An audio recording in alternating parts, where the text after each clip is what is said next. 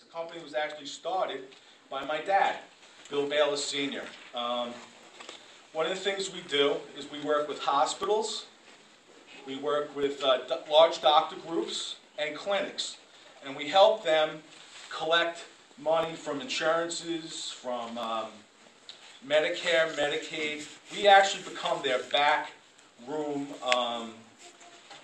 with their office. They can't, most hospitals, most doctor groups, they can't handle everything themselves. So they'll actually hire companies like ourselves and Iris to help and create and, what I like to say, create cash flow momentum. There's also actually little niches in hospital billing. Like you might, comp no-fault billing is completely different than if you're going after Medicare or Medicaid or commercial insurance. So hospitals will hire us because we have experts. Now, one of the good things about us is we've been around for 25 years, and a lot of our employees have been with us for 25 years. And it's really nice. We have a nice staff. And one of the things is, you know, with outsourcing is, and this might be a challenge for the year, is why don't you guys go out there and try to outsource something you don't like doing. And you'll find that the thing you don't like doing is the exact thing that people love doing. For instance, people in my office actually like calling insurance companies, getting them on the phone, arguing with them, and getting paid.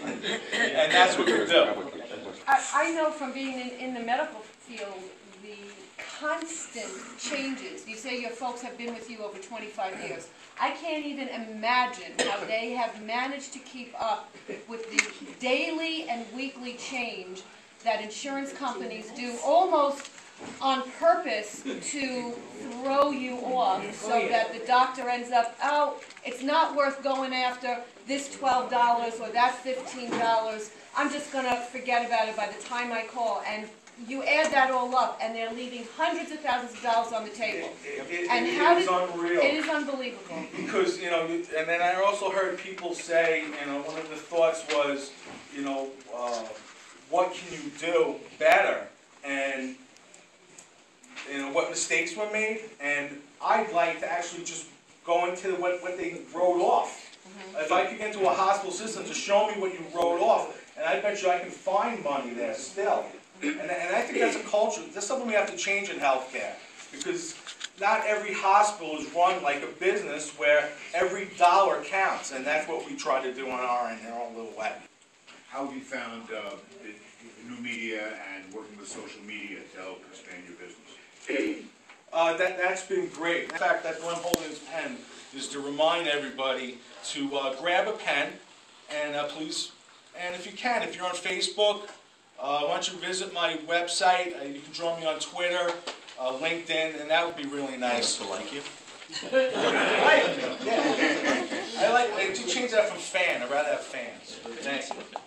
But also, I have a blog on there, and I try to write about current events, good things that are going on in healthcare, changes, healthcare reform, and anything like that. So thank you.